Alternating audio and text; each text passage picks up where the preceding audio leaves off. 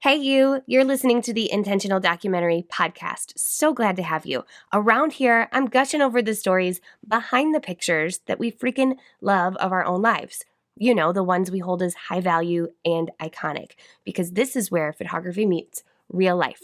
I'm your host, Marie Moss, and I believe that the best way to approach your photography is through your lens, your way. Through insightful conversations with photographers, I'll explore preserving life with your camera and using what lights you up to grow your brand. Let's get started.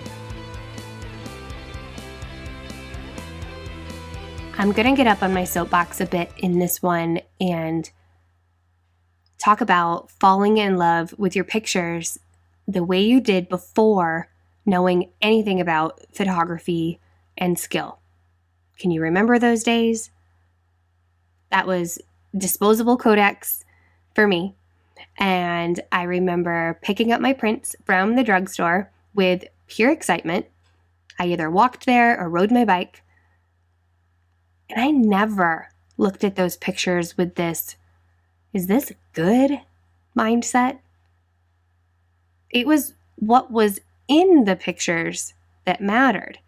And in fact, this past weekend, I was going through my old scrapbooking stuff. Apparently before Kendall was born, I started a scrapbook and I don't even remember really doing it. I remember wanting to do one for Dave and I for our life together, but apparently I put a bunch of my old childhood photos into scrapbook pages and have completely drew a blank on that. But when I was looking at the pictures, I wasn't looking at these as from a quality standpoint. It was just what was in the pictures that mattered. And I've got vivid memories of sitting on my childhood bed with the TV on, which was usually Fresh Prince of Bel-Air or Saved by the Bell. And I would write on the backs. I mean, I'd have a stack of pictures and I'd go through them all in one setting, just writing little stories and writing the month and the year and what we were doing. I learned to write on the backs of the prints from my mom, who did that with all of our pictures. That whole experience was pure joy, all kinds of emotion. The correctness of the photograph did not matter.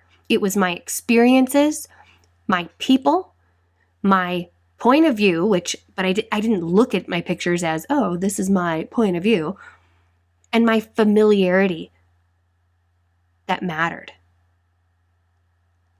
I can't remember if I talked about this already.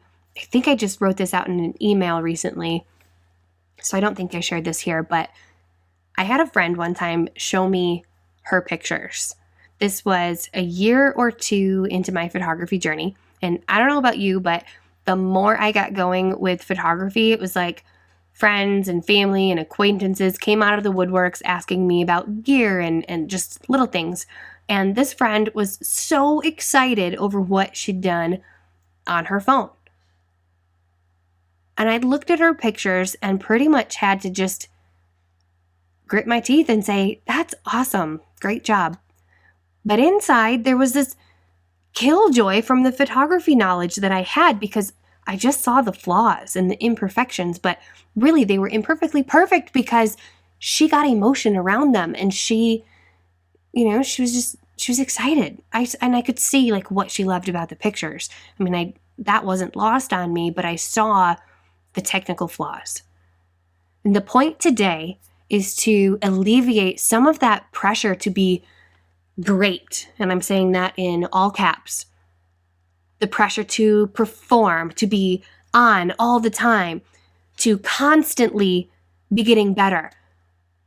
And to give yourself a freedom slip to fall in love with your quote unquote less than perfect pictures, because they really are imperfectly perfect. If you get some sort of an emotion around them, then good.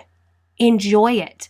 Don't look at it with the flaw, with that killjoy of the knowledge that you have. Enjoy the damn picture. Mainly, I'm tired of hearing the preaching around making pictures to elicit an emotion from the viewer. This started as sound advice from somewhere. I don't know where that started, probably years and years and years and years ago. And it makes total sense. And it is really great advice. because it trains us to look for stronger moments. But I think what happens when that idea to make pictures that elicit an emotion gets planted in our minds, that we did get better at our shooting. We could see moments better. We could see things stronger. We could look deeper into our scene and make a more clear picture that translated better to more people. But along the way, I think that identifying who the viewer even is has gotten lost. I mean, really, who is the viewer in most of the pictures that you're making? Is it Facebook groups, especially Facebook groups filled with other photographers? Is it magazine image curators, society? Is it your clients' friends and family, or your clients? Is it your friends and family, or is it you? I challenge you to stop looking at every picture you make with, does this elicit emotion, until you identify who needs to feel the emotion. Because it sure as hell isn't everyone under the sun, unless you are trying to make pictures that speak to the masses. And there's definitely times and places where that does matter, I suppose. But most of my listeners, probably you included, but maybe not, aren't doing that. You want to make pictures to preserve something. A day in the life, what's ordinarily beautiful, everyday chaos, real life, or the realness in life, or preserving memories, all the buzzwords that we hear. And you're doing it for yourself or for a client. So this is why I keep asking and probing you with these questions of, why do you want pictures? Why do you want to make them for you? Why do you make them for others? Like, what's the point? Who needs to feel and enjoy the pictures? I'm bringing all of this up because I work with a lot of photographers on a day-to-day basis, and I see too many talented photographers beating up their minds over not being good enough, obsessing over getting better. Now, I'm not saying that we need to stop trying to be better. Hell no, I'm not saying that. Learning and growth and doing our best is important. Seeing our mistakes and learning from them is important. But when the self-talk turns into being obsessed with making pictures that speak to everyone, your personal point of view can be hindered, because the question of how can I elicit emotion to everyone else lingers in your mind. And it can be subtle, it can be quiet, and you might not even really realize that you're doing it, but it's there. It happened to me early on when I started learning about photography. Like, I went to a completely, like, if I was on a pendulum, I went to the completely other side with my work, because I thought I had to do something different. Like, I thought it was a lie that I told myself. And I want you to photograph freely. I want you to photograph with an unfiltered vision. Let your unfiltered vision, your inspired action, lead the pictures that you make, not worrying about the other side of that processed picture and what that looks like and who it's going to please or whatever. When I was shooting for clients, they were the only ones who mattered. For me, shooting for myself, and like you, shooting for yourself, I'm the only one who needs to feel something. Well, I don't need to feel something around your pictures, but you know what I mean. You are the only one who matters when it comes to your personal shooting just for you. If you like the picture, that's all that matters. If it elicits an emotion out of you, that's all that matters. I'm certainly not shooting for you and your approval. If I'm shooting for Time Magazine or a competition or an award, like, I'm trying to speak and appeal to a broader audience, that's a totally different thing. But for the most part, the pictures are for me and my occasional clients. So like I said, I'm not saying it's okay to go out there and just get lazy, or that making the point of your photo be obvious just doesn't matter anymore. I'm saying that when I speak to my students, they're so obsessed with the question, do you feel emotion? Or the question, do you feel the story? Can you get the story? That they're trying to make all of their pictures be universal to the point where they lose their voice from trying so damn hard. Now, in marketing, there is a certain degree of potential clients that need to read your pictures and interpret them in a way that says, I want pictures like that for my family. Like they need to have an idea of what they are buying. But I have couple of examples to prove that a picture doesn't need to be an extraordinarily emotive moment to be in your portfolio or to speak to somebody else. We also have our words, and as business owners and marketers, we need to use them. Our pictures certainly can tell a story all on their own.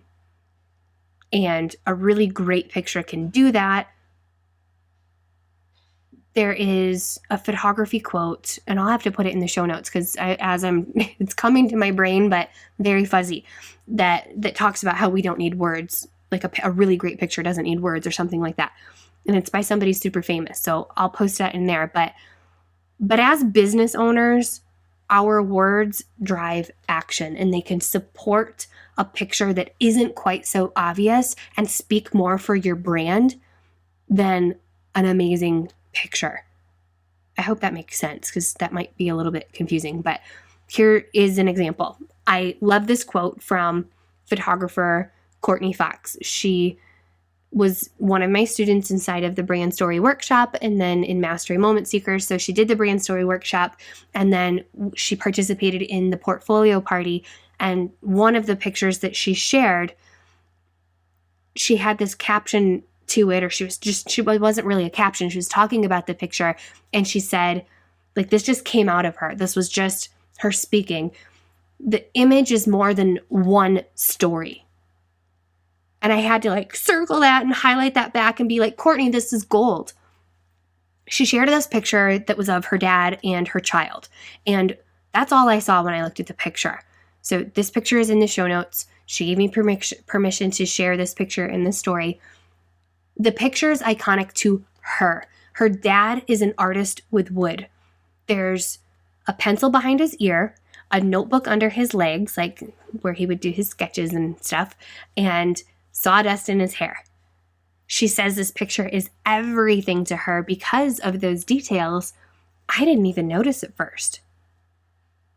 So she wrote a blog post about this story, and she wrote in her blog about how her husband's response was kind of meh to the picture. There was no emotion. But that's okay. It's not for him. She wrote, on looking at this picture for herself, my mind becomes overwhelmed with the stories about my papa when I was young, and now my children with their poppy. This one photo, and she put that in all caps, this one photo is going to lead to my son spending hours talking to his children about how awesome his poppy is, all the fun times they've had together, all the skills he taught them, and the lessons he learned from him. So to my husband who looks at it and doesn't see anything exciting, to me, it means the world because it's more than just one story. So you got to check this one out. I'll link to it, like I said, in the show notes so that you can see the picture and read her post in its entirety. It's beautiful. But another example, and you may have heard this story already, my clients, Nick and Lauren. I did a day in the life of them in their season of life leading up to their wedding. So it was essentially an engagement session, day in the life. At one point, we went out on their boat for a cruise around the lake, and I made plenty of pictures of them. But as I sat on the boat moving toward the open water, there was this long stretch of really thin land that had a bunch of trees on it. They weren't perfectly in a row like you would see You know when you're driving sometimes and you see these like perfectly lined rows of pine trees? They weren't that beautifully symmetrical or anything, but it was just this very thin piece of land with like a single row of trees that weren't quite perfect. And I just thought how they probably look at these trees every time they go on the water. Maybe they don't realize it, maybe they do. I didn't talk to them about it. I just made the damn picture because I was inspired to do so. And I made the picture thinking it would be a cool album spread. Now, I'm not a landscape photographer. In fact, I'm far from it. It's a skill I would really like to learn. But this picture was the picture they chose as their largest print, a canvas to display on their wall. This picture doesn't elicit any emotion for me. It's just a row of trees. And I don't have any connection to that lake. And I can guarantee it wouldn't do much for you either. But the truth, untold from the surface of that picture, is that it was a highly emotive picture to them because they hired me because they wanted to preserve what this season in life looked like. And that picture that I made is and was highly iconic to them. Like they can look at that picture and that whole experience boating on the water comes alive. That's why they printed it so big. So if we can agree that not all pictures speak to all people and they don't need to, then why are we obsessed with making pictures that elicit an emotion and then try to get a bunch of outside opinions that don't totally matter from the masses? You know, like, do we do this for approval? For a feeling of I've arrived to a certain status? I don't really know like what drives us to do that, but I mean, I feel the pressure too. I can't tell you how many times I love a picture, not just with my mom goggles on, but the picture moves me, but I opt out from sharing because I don't think it's quote unquote good enough to share. Like the only reason to share is for a reaction or positive feedback. I mean, let's be real. That's not truth. So I need this freedom slip for myself just as much. Nikki Elledge Brown, she's the host of Naptime Empires, and something that she says pretty frequently is we teach the things we need to be taught. So if this feels like you, if you feel like you hold yourself back from sharing because your work is less than perfect, but yet you could feel really strongly around a picture, or if you feel like you're feeling less in love with your work because you're beating yourself up so much to be better, I want to give you this freedom slip to fall in love with your pictures without judgment around what other people may think, except for your clients. Of course, we do want happy clients, obviously, but we don't have to get a bunch of social love on a client photo in order for the clients to intimately, highly, emotionally connect to the picture. And same goes for your own personal pictures as well. So I'll leave you with that and those thoughts. I'll talk to you inside of our Facebook group. Next week, I've got a really amazing conversation and a beautiful mini mag for you. I had a conversation with Justine Curran and excited to share all that with you. But until then, see you in the group.